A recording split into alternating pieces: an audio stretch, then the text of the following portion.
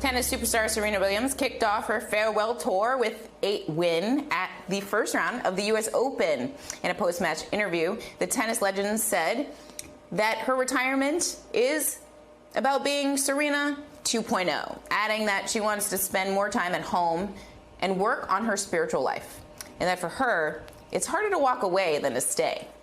Joining me now to discuss, Kavitha Davidson. She's a sports writer at The Athletic. And Kavitha, I watched the match last night, and obviously I was just complaining about the lack of masks in the audience, which was horrifying to me. But the tennis was just beautiful. It was beautiful to see her in the sparkles, with the sparkles in the hair, and then see Olympia with the beads. I was like, oh my God, this is so amazing. So when you think about Serena's legacy, what comes to mind first? I mean, what is her legacy leaving the sport of tennis?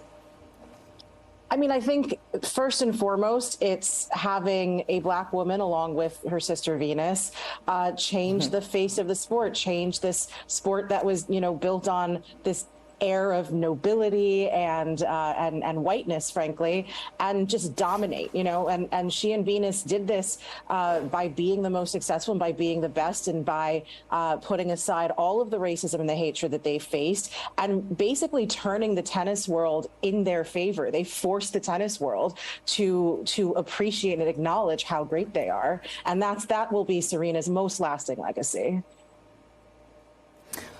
One of the things that I think a lot about when I think about Serena Williams is the fact that she's been able to stay her true, authentic self, like be her full self, take up space.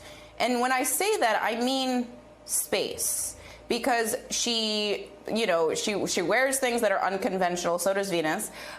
She comes with big hair, and it's a misperception that she's actually very large herself. That's just because you're watching her standing next to people who are very small. But can you speak to this idea that as a Black woman in a predominantly and traditionally white sport, she is defying sort of expectations simply by existing as her authentic self with all of these sort of misperceptions and biases, racial biases about her appearance and her body that are just overlaid on top of her throughout?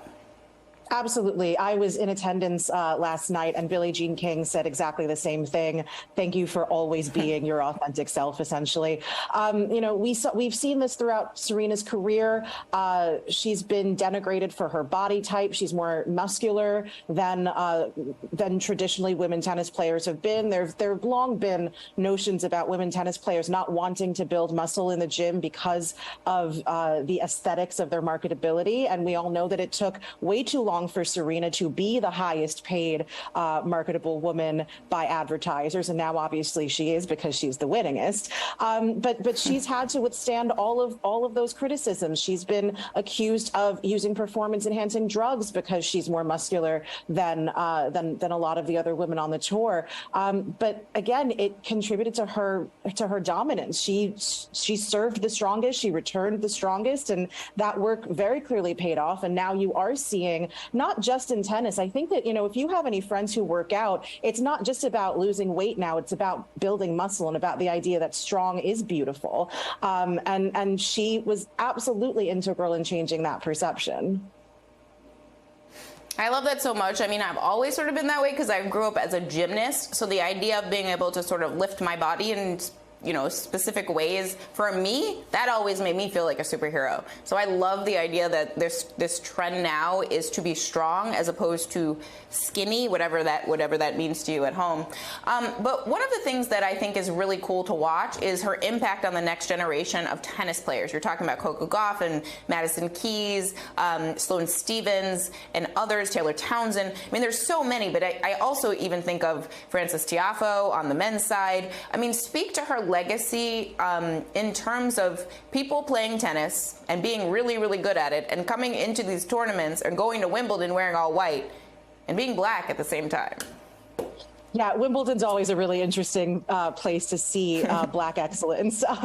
But you're absolutely right. We see this in the next generation. We'll see this in the generations to come. Coco Gauff has very clearly stated, and she was also in attendance last night, that she derives her ability to be confident from having grown up watching Serena. And Coco's now 18 and burst onto the scene at 15, and obviously Serena won her first U.S. Open at 17. So there's a lasting legacy there. We also see this in the fandom, and I think that this is really important. There were people in attendance last night who I don't know if they had ever been to a U.S. Open before, and probably didn't watch tennis until the middle to latter part of Serena's career. I get text messages all the time from friends who didn't think that tennis was a sport that was for them until Serena, asking about some of the rules and things like that.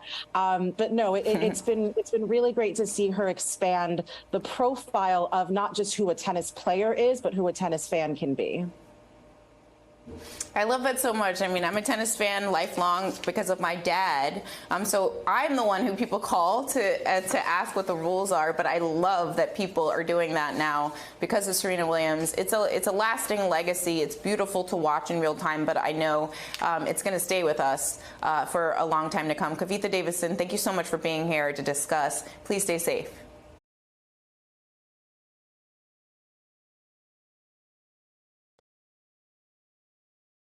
Hi, I'm Zerlina Maxwell. Thanks for checking out our channel on YouTube. You can see more from Zerlina by clicking any of the videos on this screen, and make sure you subscribe below to stay up to date on the day's biggest stories. Thanks for watching.